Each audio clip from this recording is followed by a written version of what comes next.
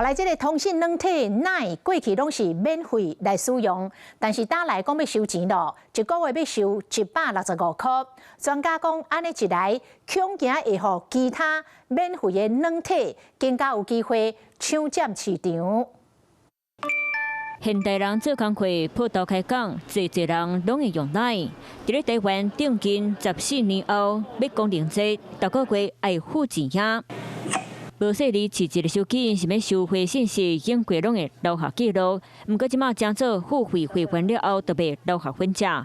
目前逐個月160個方案，除了對方無看信息，會當無分價收回，佮支援跨系統手機啊，裝置資料互關，免驚換手機了後開講的記錄就碰見。另外，文字影像網絡會當有比相片影片袂有過期問題，空間嘛增加到100GB。網絡時代裡面，越多人在使用，而且使用的粘着度越大的時候，很多的東西其實你都會存在所謂的雲端。那這些越來越大的圖片跟影片存在所謂的 LINE 上面的時候，連帶就會造成系統的負擔，還有在這個網絡空間的這個成本。推出這樣子一個收費，也就是使用者付費的概念，看起來就會非常的合理。開始在其他通訊軟體已經慢慢出現付費制度，親像 Telegram 冇 Premium 方案。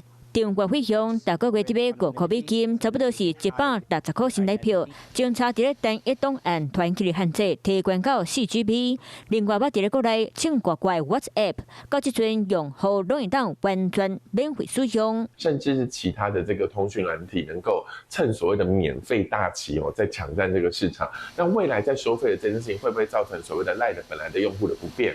譬如說，影片就不能上傳，或者上傳的這樣子的一個容量是遭到限制，所謂的用戶出走，這些都是必須要判斷的，這個未來可能會有的障礙。專家認為，過去免費的 LINE， 即馬要這功能都要付錢，民眾敢會受到影響，都要去看。